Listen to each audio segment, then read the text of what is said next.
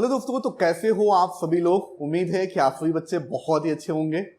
प्यारे बच्चों, आज हम एक बहुत ही इंपॉर्टेंट क्वेश्चन जो आपके तरफ से आता है उसी के बारे में डिस्कस करने वाले हैं। बहुत सारे बच्चों ने मुझसे पूछा है कि सर मॉक टेस्ट डेली कैसे अटेंड करें या डेली कैसे दें, बट ये हो नहीं पाता है ना। रियलिटी में देखा जाए तो आप सभी लोगों ने देखा होगा कि हम जिस भी एग्जाम की तैयारी करते हैं, जैसे मैं आईआईटी के लिए प्रिपेयर कराता हूं, तो आईआईटी का मॉक टेस्ट देना डेली इम्पॉसिबल है सभी बच्चों के लिए। लेकिन आज मैं एक ऐसा टिप बताने वाला हूं जिससे कि आप डेली मॉक टेस्ट भी देंगे, मॉक टेस्ट भी डेली होगा और आपकी परफॉर्मेंस भी डेली काउंट होगी कि आप अच्छा कर रहे हो या नहीं कर रहे हो। तो अगर आप भी जानना चाहते हो कि हम डेली मॉक टेस्ट कैसे दें, तो इस वीडियो को एंड तक जरूर देखना, क्योंकि ये वीडियो जो है ना आपके लिए बहुत कुछ लेकर के आने वाला, बहुत सारी चेंजेस आएंगी आप में। क्योंकि एग्जाम में जाने से पहले हमें सेल्फ एनालिसिस होना बहुत जरूरी है। बहुत सारे बच्चों के साथ ये दिक्कत होती है, उन्हें मॉक टेस्ट देने की आदत नहीं होती और एग्जाम टाइम में बहुत ज्यादा प्रेशर, हेजिटेशन, नर्वसनेस, बहुत सारी प्रॉब्लम आती है, जिसकी वजह से उनका एग्जाम खराब हो जाता है, पेपर अच्छे नहीं हो पाते हैं। तो आज इस चीज को ध्यान से देख लो, आपको कभी दिक्कत नहीं होने वाली है। चलो पहले तो बात करते हैं कि हम अगर डेली मॉक टेस्ट देने जाते हैं तो हमारे सामने क्या क्या प्रॉब्लम फेस करना पड़ता है। ठीक है, बहुत सारे बच्चे सोच रहे हैं कि सर डेली मॉक टेस्ट देना यार पॉसिबल नहीं है, कहना जितना आसान है करना उतना ही मुश्किल है। सही बात है, बिल्कुल मुश्किल है, लेकिन कुछ बातें देखते हैं, काउंट करिएगा, आप बताइएगा आपकी क्या प्रॉब्लम आती है डेली मॉक टेस्ट देने में। कुछ प्रॉब्लम मैंने लिख रखे हैं मॉक टेस्ट देने में। डेली प्रॉब्लम क्या आती है बच्चों के सामने, क्या क्या दिक्कतें आती है। पहला, बच्चे ये कहते हैं कि सर सिलेबस अभी हमारा कंप्लीट नहीं है तो हम मॉक टेस्ट क्यों दे, एक बार कंप्लीट हो जाए तब मॉक टेस्ट देंगे। आती कि नहीं आती है, बताइएगा मुझे कमेंट करके कि किसकी क्या प्रॉब्लम है। मैं हर एक कमेंट का रिप्लाई करूंगा कि आपको ये करना चाहिए। ठीक है, फिलहाल देखिए, कुछ बच्चे अगर ये सोच रहे होंगे कि सर मेरा सिलेबस अभी कंप्लीट नहीं है, मैं जेई के लिए अगर प्रिपेयर कर रहा हूं या नीट के लिए प्रिपेयर कर रहा हूं या फिर मैं एनडीए की एग्जाम की तैयारी कर रहा हूं, तो मेरा अभी सिलेबस कंप्लीट नहीं है तो मैं मॉक टेस्ट क्यों दूं, जब हमारा कंप्लीट हो जाएगा तो मॉक टेस्ट देंगे। तब तक समय बहुत निकल जाता है बेटा और आपका पेपर नजदीक होता है। ठीक है, पेपर के आखिरी रात तक सिलेबस कभी कंप्लीट नहीं होता, ये बात हमेशा ध्यान रखो। पेपर की आखिरी रात होती है, उस वक्त भी कुछ चीजें छोड़ के जानी पड़ती है, अरे यार हटाओ अब इसको नहीं पढ़ेंगे, अब जितना आता है बस उतना ही रिवीजन कर लेते हैं क्योंकि अब तो ना हो पाएगा, अब बस पेपर देना है। ठीक है, खैर पहला प्रॉब्लम सिलेबस नॉट कंप्लीटेड, सही बात है। दूसरा प्रॉब्लम आता है बच्चों को, सर टाइम कैसे निकालेंगे, इतना टाइम मैनेजमेंट की बहुत दिक्कत होती है। आप कह रहे हो मॉक टेस्ट देने के लिए, पता भी है आपको जेई का एग्जाम 3 घंटे तक होता है, अब 3 घंटे डेली निकालना, क्या बात करते हो पाएगा क्या, बड़ा नामुमकिन सी चीज करते हो। दिन भर में मैं 6 घंटा कोचिंग में जाऊं, 6 घंटा स्कूल में जाऊं, 6 घंटा सेल्फ स्टडी में दूं, उसके बाद 3 घंटा 36, 18, 3, 21, सोऊंगा कब, खाऊंगा कब, रहूंगा कब, जीऊंगा कैसे। सही बात है, आज मैं उसका भी एक सोल्यूशन बताऊंगा, आपका टाइम भी बहुत अच्छे से मैनेज हो जाएगा। बस इस वीडियो को एंड तक देखिए।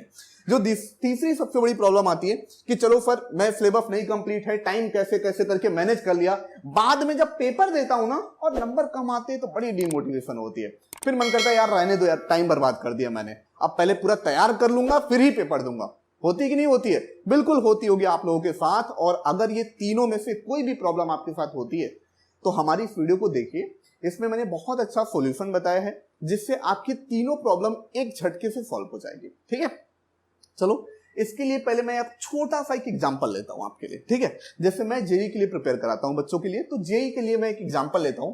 आप सपोज करो कि आपका जो टारगेट है ना वो है आईआईटी जेई। ठीक है, सपोज कर लो कि मेरा जो टारगेट है मुझे आईआईटी जेई निकालना है।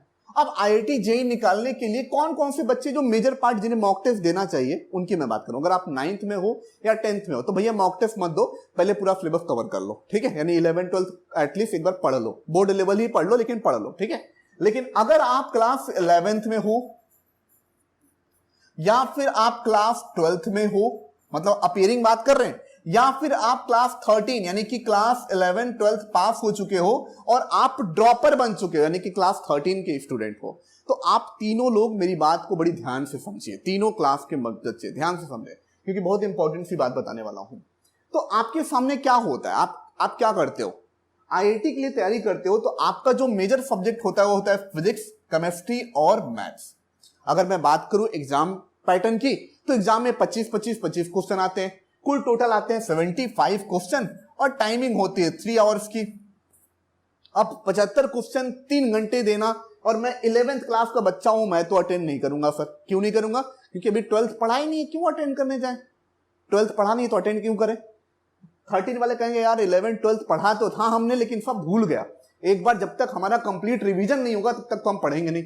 और 12th वाले बच्चे क्या कहेंगे, भैया हमारा बोर्ड सामने है, बोर्ड को भी देखना है, इसको पार्ट टाइम करते रहेंगे, मॉक टेस्ट देने भर का टाइम तो नहीं है। ठीक है, तो खैर तीनों लोग मेरी बात को ध्यान से समझे, क्योंकि ये चीज समझ गए ना तो आप बहुत अच्छे से कर लोगे। ठीक है, आप एक काम करिए भाई, फिजिक्स, केमिस्ट्री और मैथ, इन तीनों का जो टेस्ट है आपको एक दिन में नहीं देना है।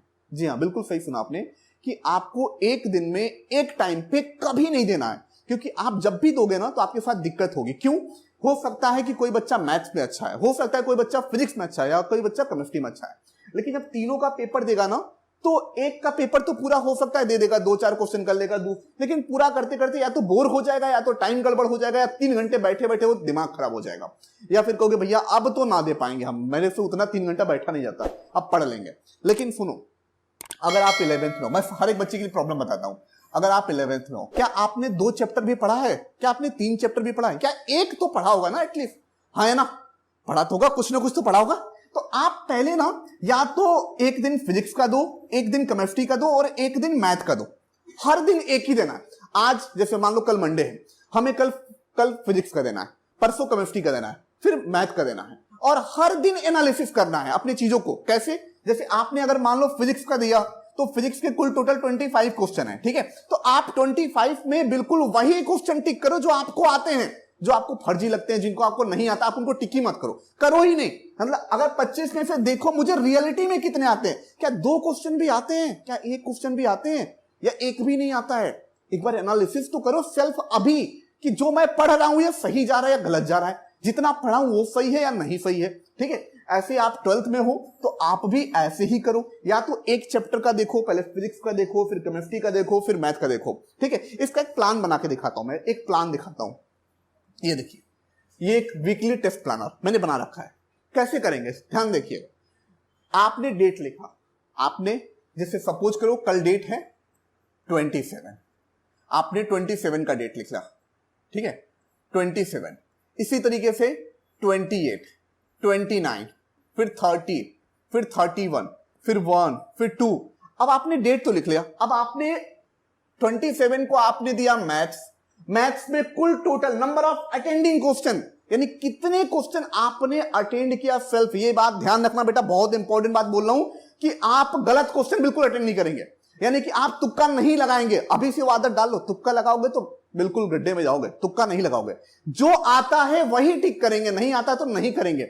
हमें 25 में से 2 आएंगे तो 2 ही टिक करेंगे। हमें अपना एक्यूरेसी परसेंटाइल बढ़ाना है, क्योंकि ये चीज बड़ी दिक्कत, ये चीज बहुत मैटर करता है, बहुत ज्यादा मैटर करता है। बच्चे पेपर में करके, अरे सर मैंने 25 में से जो है ना 23 क्वेश्चन टिक किए थे, लेकिन नंबर बड़े कम आए, पता नहीं क्यों, पता नहीं कैसे गलत हो गए। अरे पता नहीं होता है भाई, यही होता है, आप तुक्का लगा के आते हो, फिर कहते हो कि टीचर या तो गलत था या तो हमने जो है जल्दीबाजी में टिक लगा दिया। भाई क्यों लगाते हो, ज्यादा क्यों करते हो? 25 में से 12 ही करो ना, 10 करो, लेकिन जो रियलिटी में तुम्हें आते हैं वही करो ना। क्यों ज्यादा करने के पीछे पड़ जाते हो? नहीं करना है ज्यादा मुझे, ठीक है, मुझे वही करने हैं जो हमें आते हैं। इसलिए सबसे पहले अगर आपने आज मैथ का दिया तो आप देखो कि मुझे 25 में से कितने क्वेश्चन अटेंड किया, यानी हमने 5 अटेंड किया आउट ऑफ 25। मुझे 5 ही आते थे, हमने वही 5 चैप्टर पढ़ रखे हैं, हमने 5 चैप्टर पढ़े थे या 10 चैप्टर पढ़े थे, उनमें से 5 ही क्वेश्चन कर पाए। ठीक है यार, अपनी कम से कम रियलिटी पे तो हो, तुम्हें ये तो पता चलेगा कि मुझे अपनी और प्रिपरेशन कितनी बढ़ानी है, कितनी और तैयारी करनी है।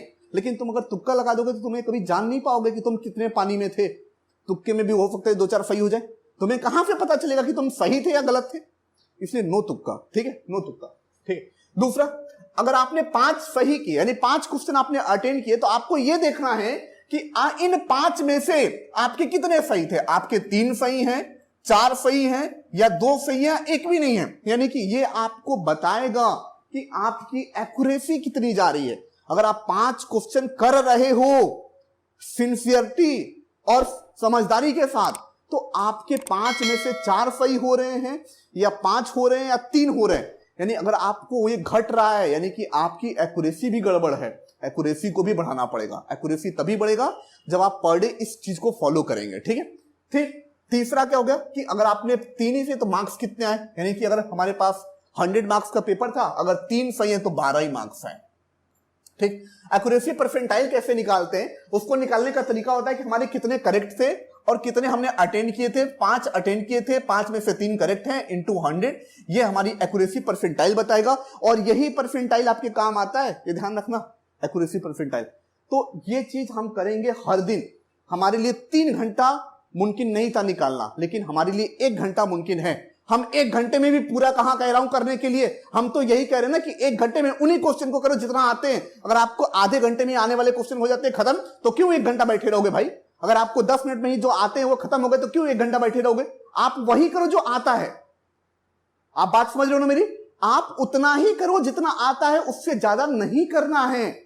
उससे ज्यादा मुझे एक क्वेश्चन भी अटेंड नहीं करना है, मुझे तुक्का नहीं लगाना है। अगर मुझे यह जानना है कि मैं सच में कितने पानी में हूं, तो आपको सिर्फ और सिर्फ अपनी रियलिटी पे फोकस करना पड़ेगा, जो आप वास्तव में हो।